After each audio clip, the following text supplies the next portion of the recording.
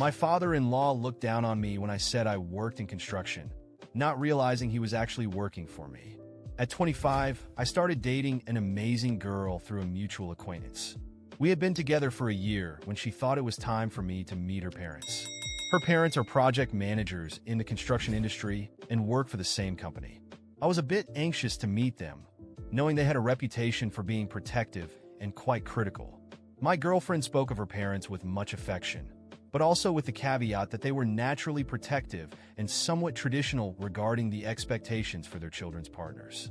At 25 and immersed in the construction sector, as the leader of my own company, I understood the importance of first impressions, especially when it came to people who had a significant influence on the person I loved. The meeting started off well. We found common interests and shared anecdotes about our experiences. However, the atmosphere changed when my profession was mentioned. When I mentioned that I also worked in construction, my father-in-law immediately assumed I was a laborer, which I did not correct. My intention was clear. I wanted to be appreciated for who I am, not for my status or financial achievements. The conversation became tense when he asked more about my professional life, even touching on the topic of my salary. I replied that I earned $15 an hour, emphasizing that it was my passion for my work that guided my choices, not my position or salary.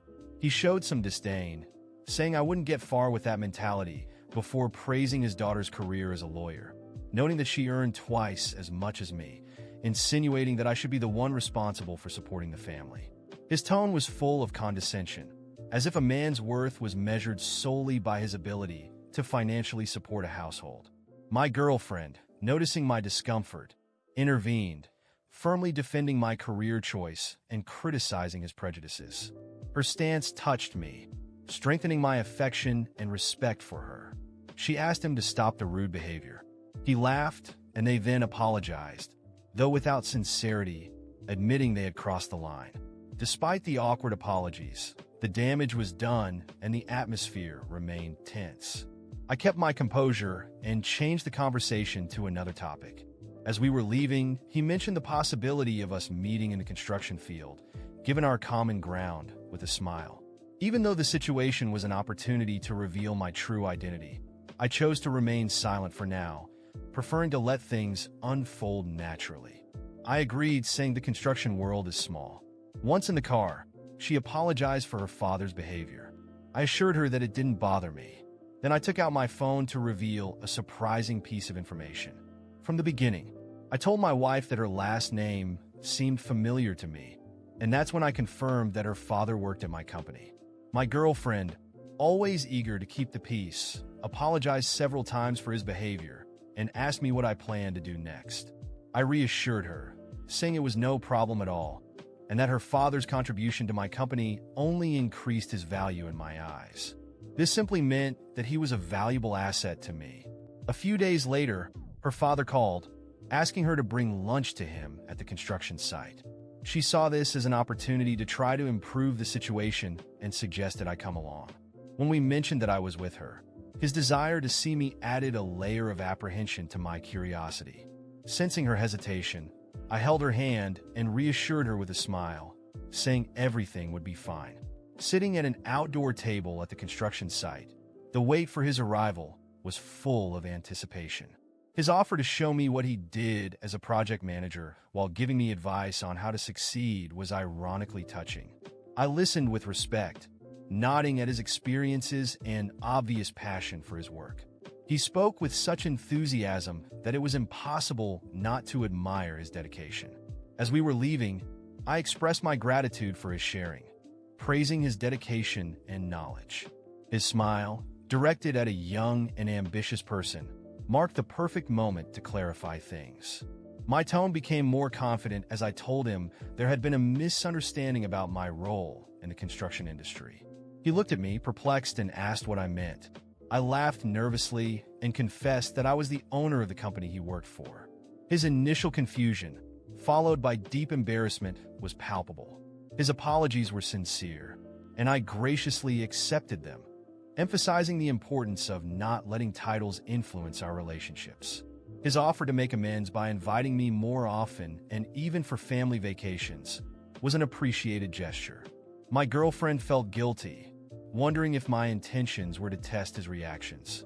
I reassured her, saying that what mattered most was getting to know each other beyond prejudices and positions.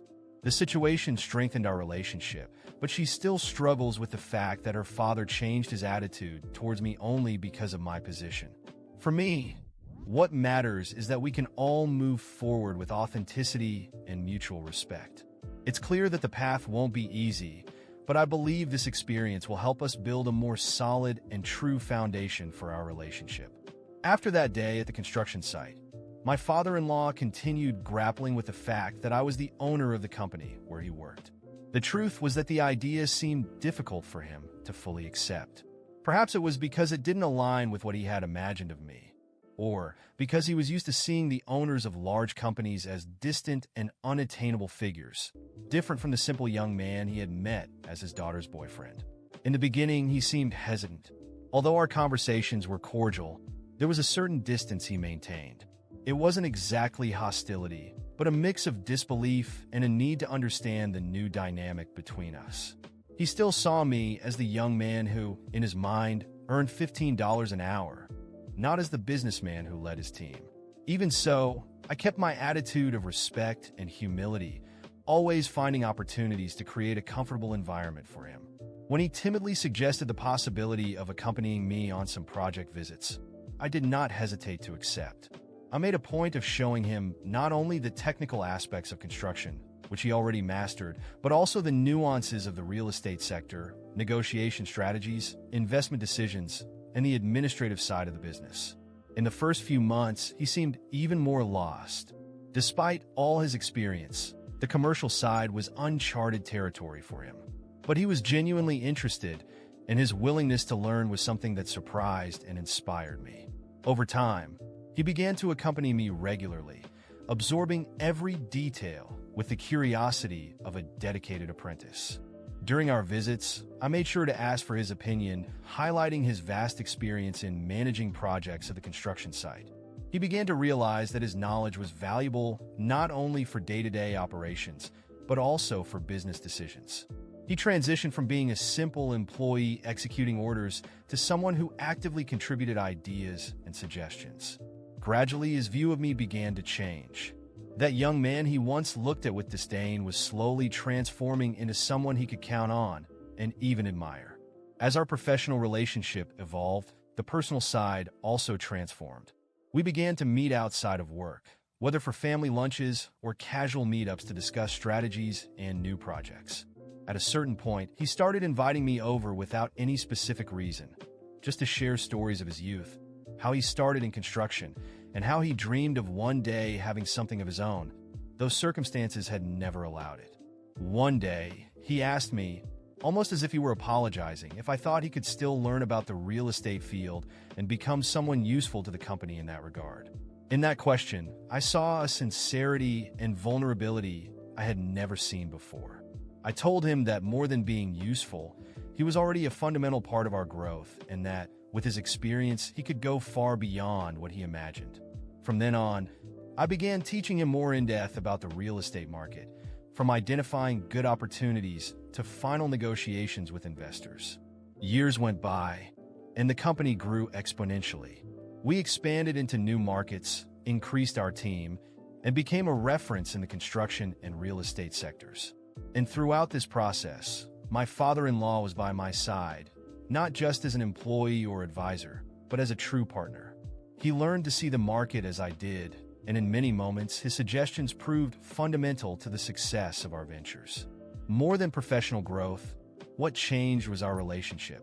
Gradually, he stopped seeing me only as his daughter's husband and came to consider me a real part of his family. He began to treat me as the son he never had, and the feeling was mutual. At family gatherings, he would make a point of talking about our accomplishments in the company, always with pride, as if we were an unbeatable team. There was a camaraderie between us that had once seemed impossible. I remember one particular moment, a few years later, when we were celebrating his birthday. During dinner, after a few glasses of wine, he stood up to make a small speech. He started talking about his journey, about how proud he was of the family he had built, and then turned to me.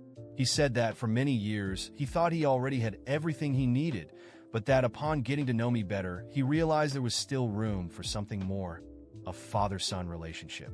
He said, with a choked voice, that he considered me the son he never had and that, more than ever, he felt grateful to have someone like me by his and his daughter's side.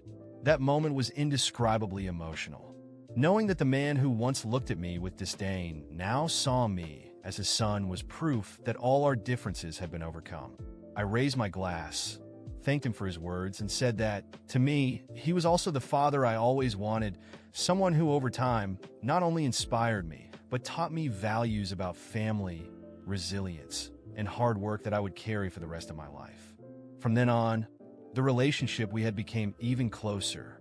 He became my confidant, the person with whom I discussed plans for the company's future, and more importantly, someone I knew I could count on unconditionally. And although the journey up to that point hadn't been easy, every challenge and disagreement contributed to bringing us to where we were, not just as father-in-law and son-in-law, but as father and son, building something far greater than we had imagined together. The years passed, and my relationship with my father-in-law strengthened in a way I could never have anticipated. He became a true father to me, someone who not only taught me about construction and business, but also about the value of family, mutual respect, and humility. We had built a unique relationship, something I knew I would carry with me forever. That's why, when he became ill, it caught me by surprise. It was hard to imagine that strong, energetic man, always willing to work and learn, suddenly so fragile and vulnerable. He was diagnosed with a serious illness, and the impact was devastating for all of us. My wife was heartbroken, and I, though trying to stay strong, often found myself alone, struggling to process the reality. During his last months, I made a point to be by his side whenever possible. I visited the hospital almost every day, bringing our favorite coffee and spending hours talking. Sometimes we talked about the company, how we were handling new challenges, and he always tried to offer some advice, even with his weak voice. Other times, we talked about simple things, family trip memories, stories from my wife's childhood, or the dreams he had for the future. It was on one of those days, shortly before he passed, that he called me for a conversation I will never forget. He seemed especially thoughtful and asked me to sit beside the bed. With difficulty, he held my hand and looked me in the eyes. His eyes were teary, but there was a calmness and sincerity that struck me deeply. "I want to ask for your forgiveness," he said, his voice barely a whisper. "I want to ask forgiveness for everything I thought about you at the beginning. I was stubborn, proud, and I didn't see the incredible man you were. You showed me that I was wrong, and not just about your abilities or your work. You taught me what true humanity is." I was speechless for a moment.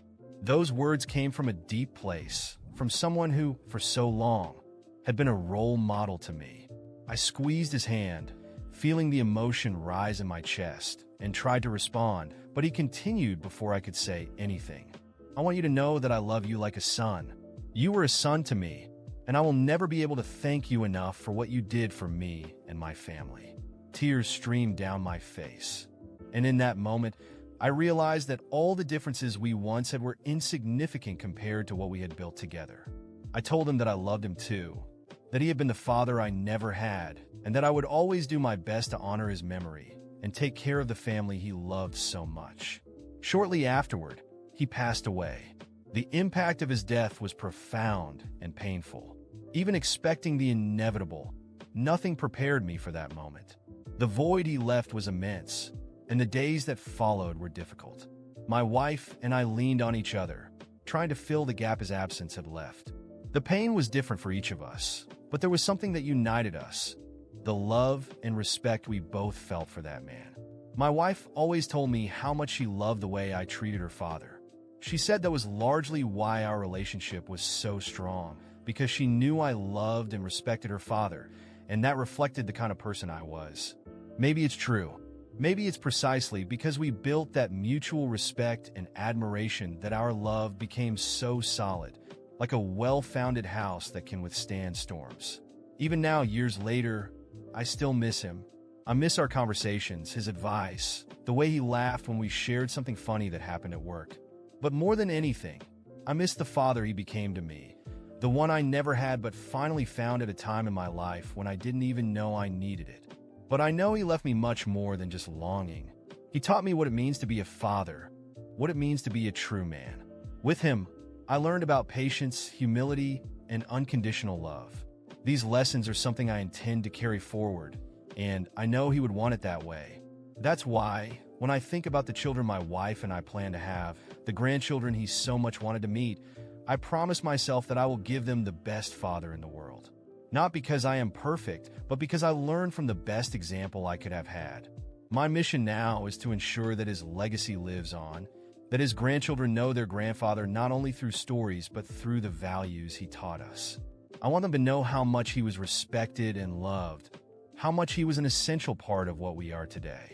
And above all, I want them to feel the love he had for family, which was so great that it overflowed to everyone around him. With that mission in mind, I move forward.